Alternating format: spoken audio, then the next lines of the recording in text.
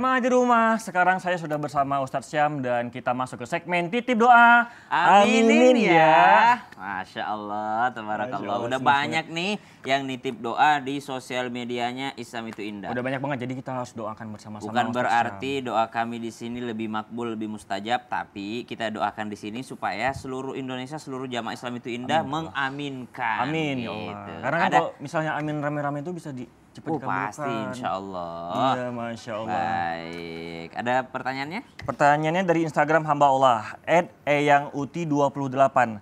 Assalamualaikum Ustadz, besok anak saya mau operasi di kepala karena ada penyumbatan di saraf otak. Mohon doanya dari Ustadz, semoga diberi kelancaran operasi dan anak saya bisa cepat pulih kesehatannya. Amin, amin ya robbal alamin. Amin ya robbal alamin. Sakit itu adalah pertanda cinta Allah Subhanahu wa taala jikalau kita bisa mengambil hikmahnya. Jadi sakit itu adalah penghapus dosa dan pengangkat derajat. Bisa saja yang dihapus dosanya bukan saja anaknya, tapi orang tuanya juga dihapuskan dosanya oleh Allah Subhanahu wa taala. Dan mendampingi anak yang sedang sakit insya Allah berpahala jariah untuk orang tuanya, berpahala yang sangat bersambung. Maka baca doa, kita sama-sama bacakan doa. Allahumma shfi mardana wa mardal muslimin kama qulta fi kitabika wa idza maridtu fahuwa yashfin. Khusus untuk anaknya yang bertanya tadi, ya Allah yang mau operasi, lancarkan operasinya, berikan yang terbaik kepadanya dan berikan kesembuhan, dan seluruh jamaah Islam itu Indah yang sedang sakit ya Allah. Anta syafi la shifa illa shifauka shifaan la yughadiru saqama. Engkaulah yang maha menyembuhkan dan setelah engkau sembuhkan manusia maka tidak ada lagi penyakit yang datang setelahnya. Amin amin ya rabbal alamin. Amin ya rabbal alamin. Nah, ini ada yang permohonan doa kedua nih Ustadz. Ada lagi. Dari Sinta Sanjaya 2. Assalamualaikum Pak Ustadz, minta doanya semoga tahun ini saya diberi momongan dan dilancarkan rezeki orang tua. Amin, amin, robbal alamin. Terima kasih Ustadz. Subhanallah, masalah tadi takdir, ajal, jodoh itu adalah daripada pemberian Allah Subhanahu wa taala, termasuk takdir belum memiliki keturunan. Ada orang yang langsung mendapatkan keturunan, ada yang dengan ikhtiar yang panjang yang lama, ada yang lebih lama lagi daripada itu. Bahkan dalam Al-Quran dikisahkan seorang Nabi Zakaria alaihissalam dan Nabi Ibrahim alaihissalam berumur 80-an tahun, bahkan mereka sudah mengatakan bahwa kami ini mandul, kami ini tidak bisa punya keturunan, tapi Allah Subhanahu wa taala memberikannya. Nah, satu doa dalam Al-Quran, baca Rabbi habli minas salihin. Rabbi habli minas salihin. Ini singkat saja, Rabbi habli minas salihin. Ya Allah, anugerahkan kepadaku sebuah hadiah. Habli itu berasal dari kata hibah, sama dengan kata hibah. Hibah itu hadiah. Hadiah itu adalah sesuatu yang menggembirakan. Maka mungkin saja Allah akan kasih surprise ketika ibu tadi membaca Rabbi habli minas salihin. Dan di sini di mimbar Islam itu Indah kami juga mendoakan dan seluruh jamaah Islam itu boleh mengaminkan, ya Allah berikanlah keturunan yang soleh dan solehah kepada ibu yang bertanya dan seluruh jamaah Islam itu Indah yang sedang menanti-nanti. Amin amin ya rabbal alamin. Masya Allah, tabarakallah, luar biasa kan? Jadi seru dan bahagia karena ini adalah bentuk kedekatan kita sama jamaah yang di rumah. Nah, jadi kalau ada jamaah yang ingin didoakan sama-sama, satu Indonesia yang mengaminkan loh. Amin ya Allah. Wow, 40 orang aja pasti ada diantaranya diijabah doanya. Makanya kalau ada mau didoakan, silakan masukin aja di komen media sosial Islam itu Indah. Alhamdulillah, buat jamaah yang baru bergabung hari ini, kita sedang membahas masih dalam tema pamer kok bangga. Nah, gimana nih?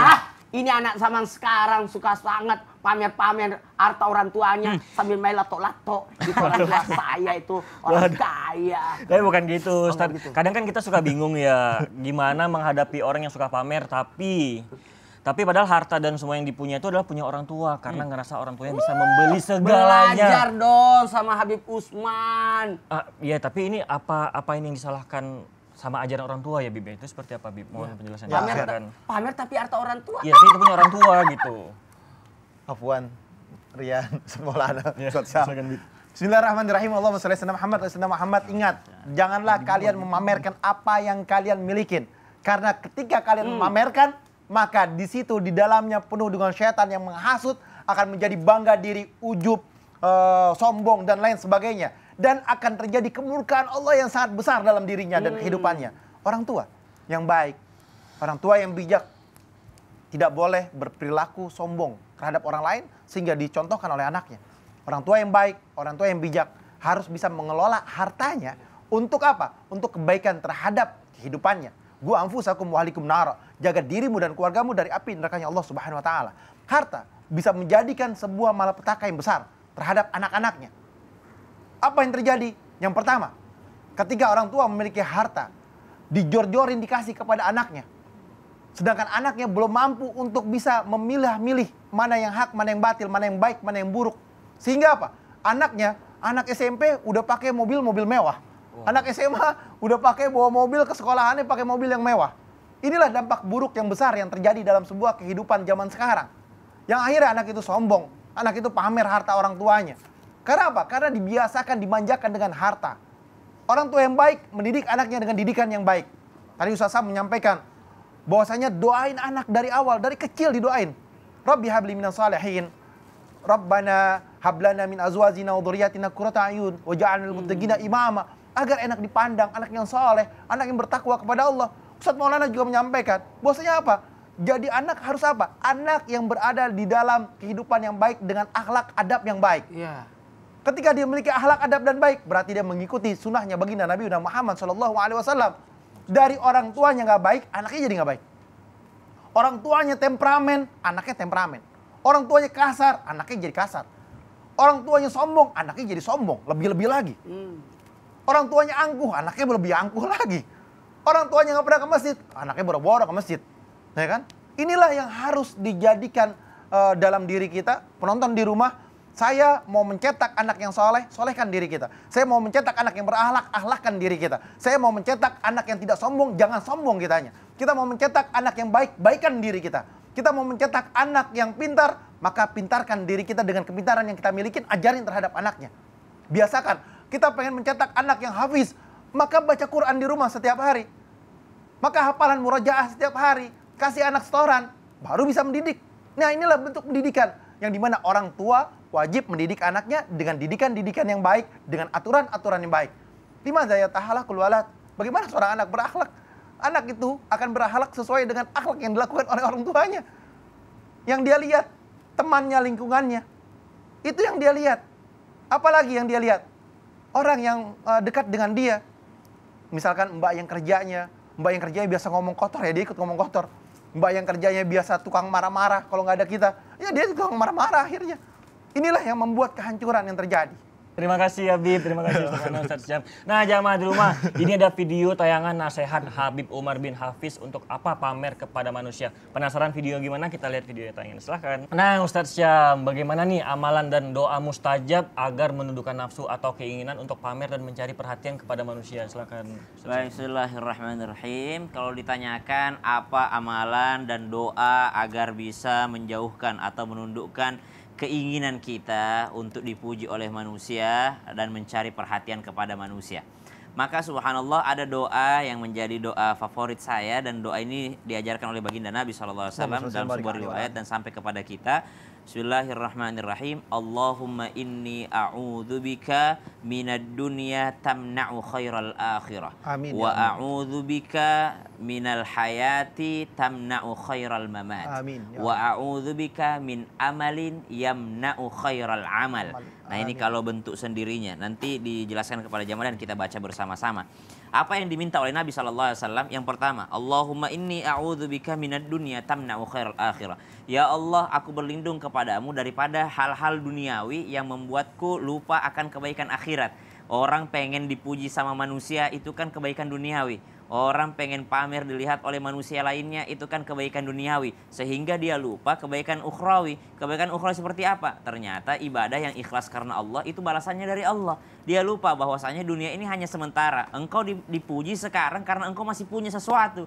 Lama-kelamaan ketika engkau sudah kehabisan hal yang tersebut, maka engkau ditinggalkan oleh manusia yang lainnya. Semua pada nempel karena masih menjabat. Setelah tidak menjabat, semua pada kabur cari ke lawan politiknya yang lainnya. Subhanallah. Orang masih nempel karena masih punya harta. Setelah jatuh bangkrut, semuanya pada kabur ke orang kaya yang lainnya. Subhanallah. Maka manusia dipuji oleh manusia tidak ada untungnya. Kenapa? Karena ternyata pujian yang kekal dan abadi hanyalah fi jannah, yakni dalam surganya Allah Subhanahu wa taala. Makanya Nabi minta, Allahumma inni a'udzubika minad dunya tamna'u khairal akhirah. Ya Allah, aku mohon kepadamu perlindungan daripada dunia yang membuat lupa kebaikan akhirat. Jadi ada juga orang dunia tapi tidak lupa kebaikan akhirat. Misal di dunia bahagia, di akhirat juga bahagia. Ada menjadikan dunia ini jembatannya menuju akhiratnya Allah Subhanahu wa taala yang lebih kekal. Nabi minta perlindungan daripada dunia yang menipu. Yang kedua, Nabi minta wa a'udzubika minal hayati tamna'u khairal mamat. Ya Allah, aku mohon perlindungan daripada pengen hidup enak tapi lupa mati enak. Subhanallah. Pengen hidup enak tapi dia lupa untuk mikirin gimana dia bisa mati enak. Orang yang ingin dipuji di dunia, subhanallah, ingin pamer kebaikan dunia, ketika sudah tiada nanti apalagi yang akan dipamerkan.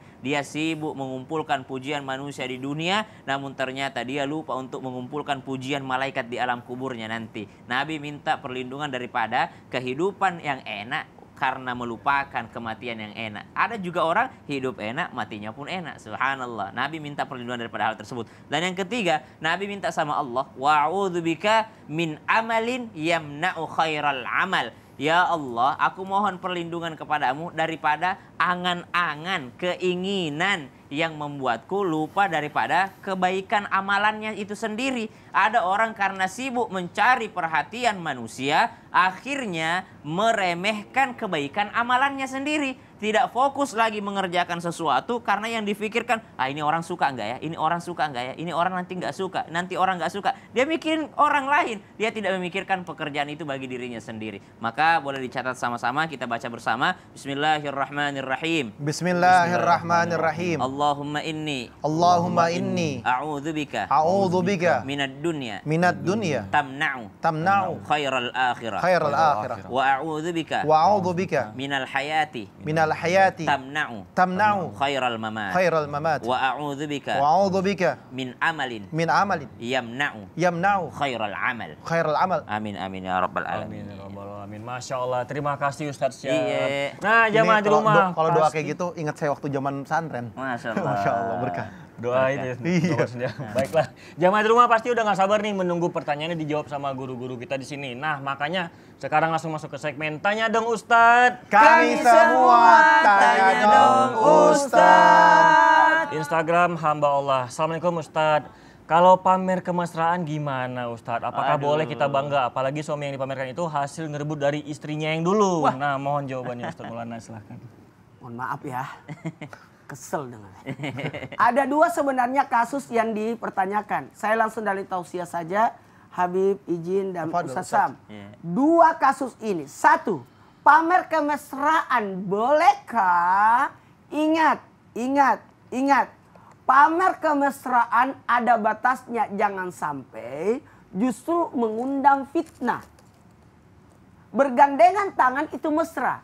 Kemesraan yang dimaksud di sini yang masih dalam kewajaran. Ya, dalam batas kewajaran. Bukan menyebabkan orang yang melihatnya, berpikiran kotor, mengundang nafsu, apalagi yang tidak punya pasangan. Malaikat sendiri tidak masuk di kamar pengantin. Apa maksudnya? Sesuatu yang mengumbar aurat, memperlihatkan aurat itu bahaya. Aduh, ada yang kemarin datang mengadu sama saya. Ustaz, itu pengantin baru. Dia bermesraan di depan anakku. Padahal anakku masih bujangan kan. Kan bisa apa kata anak-anak, apalagi di depan anak kecil. Ini hati-hati. Itu ternyata menyebabkan anak-anak merusak pemikiran anak-anak dan merusak perkembangan. Itu hati-hati. Jangan sampai yang kita lakukan menurut kita baik, tapi menyebabkan masalah buat orang lain. Yang ketiga, ini langsung. Pamer kemesraan di depan orang yang mana merebut suami orang. Astagfirullah. Suami hasil rebutan orang. Ya. Kalau memang niatnya bangga dengan dosa, maaf ya. Kalau itu ada, saya benang. Kalau dia bangga dengan dosa akan masuk ke dalam neraka dalam bentuk berteriak-teriak. Hati-hati orang yang bangga dengan dosa. Kalau itu sudah dosa kan, misalkan zalim terhadap orang karena mengambil suami orang, berarti zalim kan? Berarti dosa kan? Lalu dia pamerkan dan dia bangga, ada sifat bangga, sudah mengambil, berhasil merebut suami orang, maka akan dibangkitkan untuk masuk ke dalam neraka dalam keadaan berteriak-teriak. Masya Allah, bahaya banget tuh. Saya masuk neraka sambil teriak-teriak gitu. Ya, Biar diliatin sama orang, kan dia suka pengumuman waktu di dunia. Biar dilihatin sama mengumumkan, orang gitu mengumumkan ya. dosanya. Saya ini pernah minum. Saya pernah main judi. Saya pernah membunuh orang. berarti Dengan bangganya, dengan dosa. Iya, seakan-akan bangga masuk neraka nih, aku teriak-teriak gitu ya. Maka nanti akan Nauzubillah min teriak-teriak dzalik. juga. Nauzubillah min dzalik. Jangan sampai lah kita seperti itu. Nauzubillah.